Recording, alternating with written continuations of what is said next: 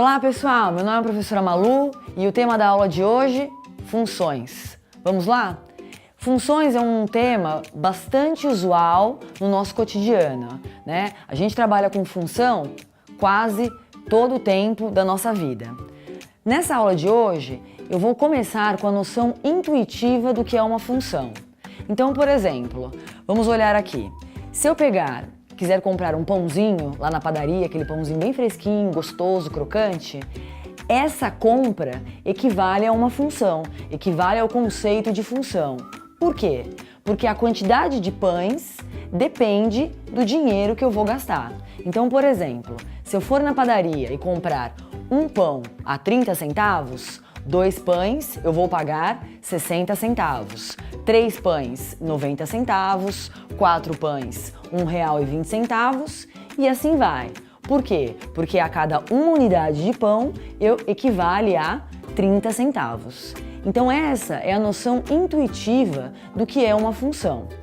Só que em matemática a gente trabalha com alguns conceitos e com algumas nomenclaturas. Então, na verdade, a gente vai tratar a função como sendo uma relação entre conjuntos. Algumas aulas atrás, nós já estudamos o que é um conjunto, o que é um conjunto numérico. Então, a gente vai trazer essa ideia de conjunto para a função. Vamos dar uma olhada aqui? Então, por exemplo, eu peguei o conjunto quantidade de pães e nomeei como sendo o conjunto P. Então, 1, 2, 3, 4 equivale à quantidade. E o dinheiro que está relacionado a isso, chamei de conjunto D, 03, 06, 09, 1,20 e assim vai.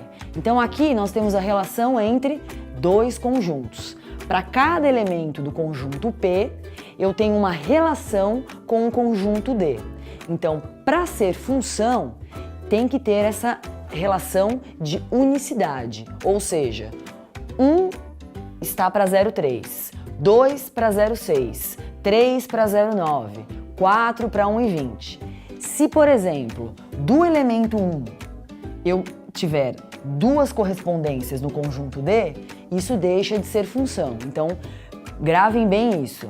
Para ser função, eu preciso exatamente de um elemento desse conjunto, que a gente costuma chamar de conjunto de partida, para o conjunto de chegada.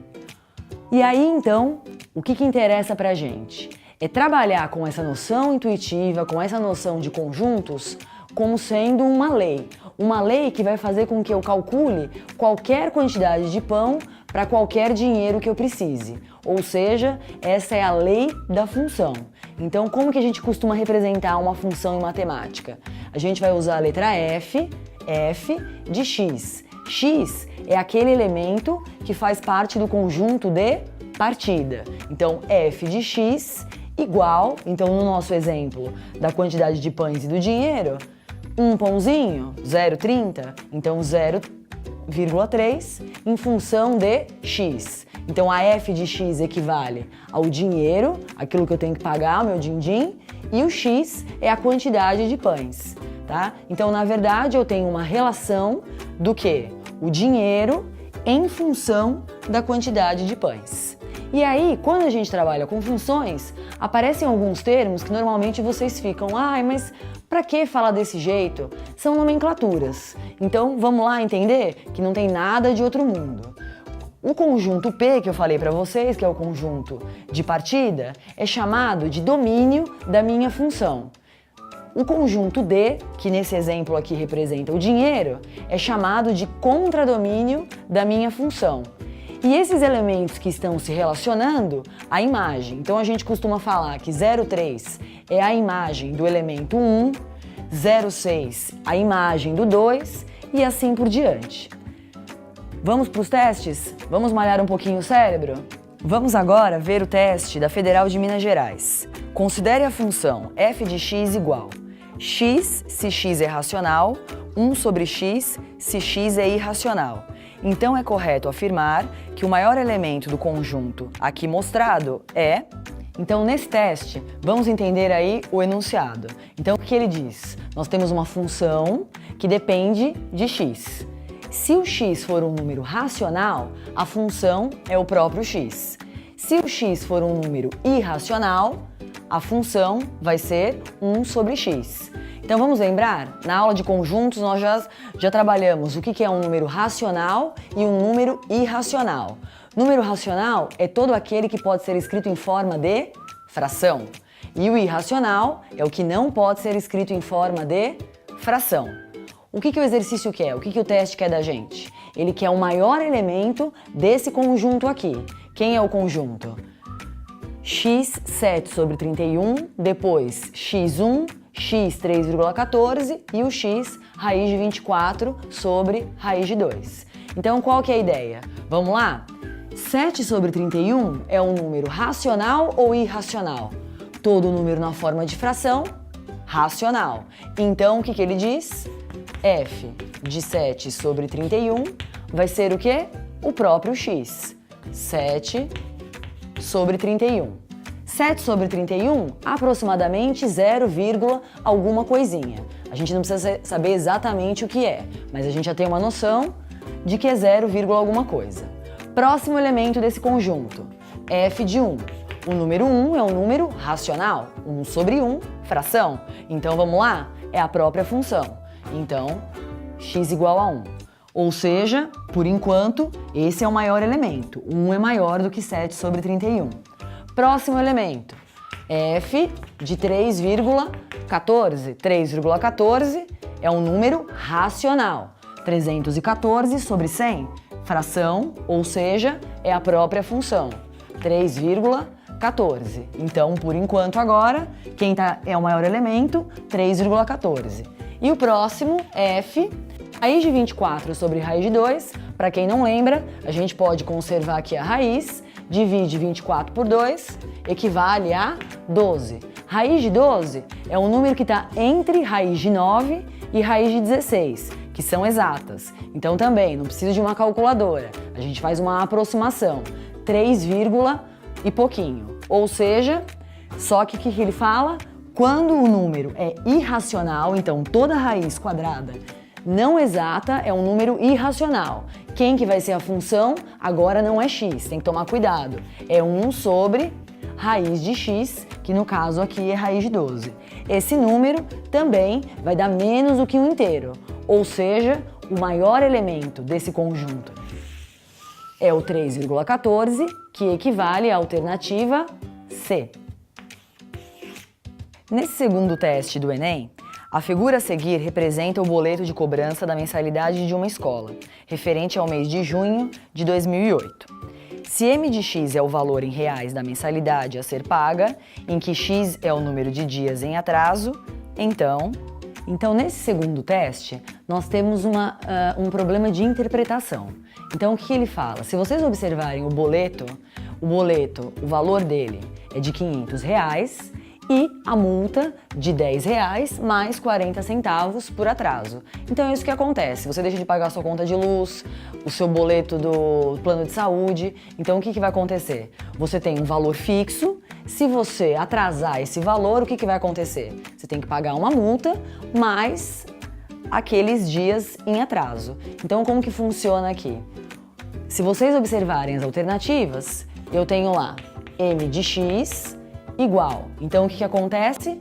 Se eu esqueci de pagar naquele dia, então R$500 mais R$10, que é a multa por aquele dia de atraso. Então, eu tenho R$510.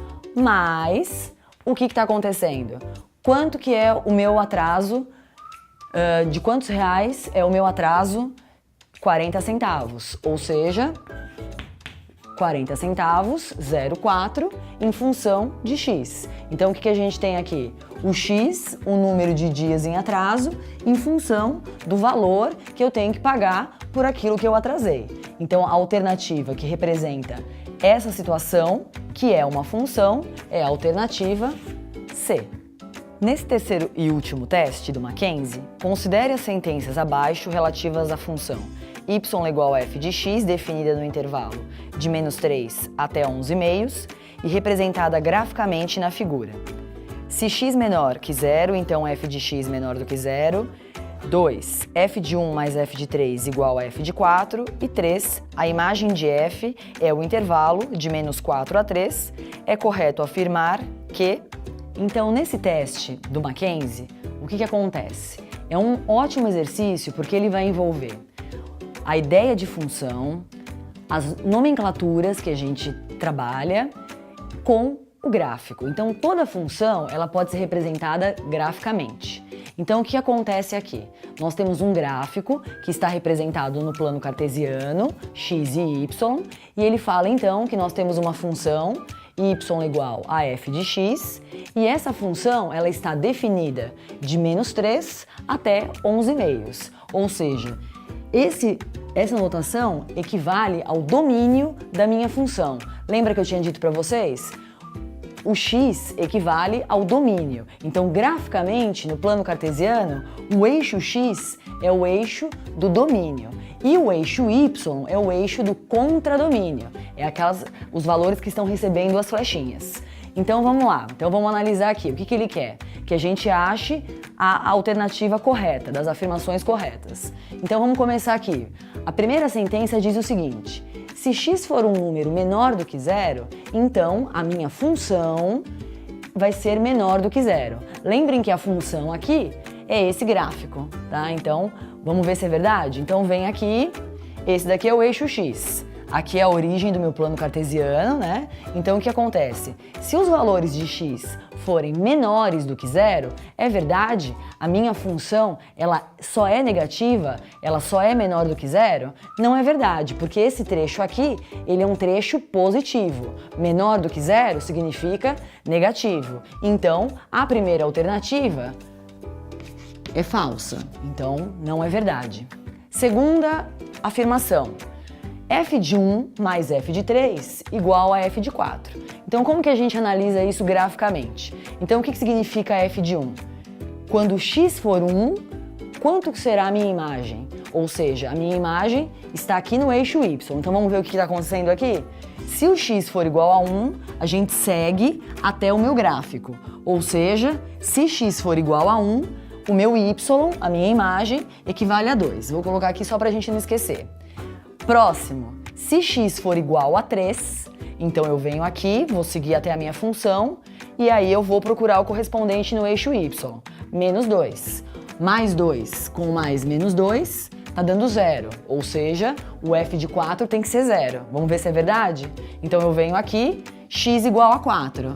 A minha função está sobre o eixo x, ou seja, não está nem subindo nem descendo. Então o meu y equivale a 0. Então, é verdade. Então, a segunda afirmação aqui é verdadeira. Terceira afirmação. A imagem de f é o intervalo de menos 4 a 3. Então, como eu disse para vocês, o eixo x é o domínio, o eixo y é o contradomínio e os elementos que estão recebendo os valores equivalem à imagem. Então, será que é verdade? Vamos ver o que está acontecendo? O maior valor que a minha função assume é o 3. E o menor valor, se vocês olharem aqui, eu não tenho um número definido, mas dá para ter uma noção de que esse gráfico ele está sendo representado de uma em uma unidade. Então, o que vai acontecer aqui? 2, 3, andei 1. Aqui, 0, menos 1, menos 2, menos 3, menos 4. Ou seja, é verdade. A minha função está sendo definida de 3 até o menos 4. Então, a terceira afirmação também é verdadeira, ou seja, a alternativa correta é a alternativa D de dado. Pessoal, nessa aula de hoje estudamos as funções, mas lembrando que esse é só o começo. Nas próximas aulas, nós iremos estudar cada uma das funções pontualmente. Grande abraço e até!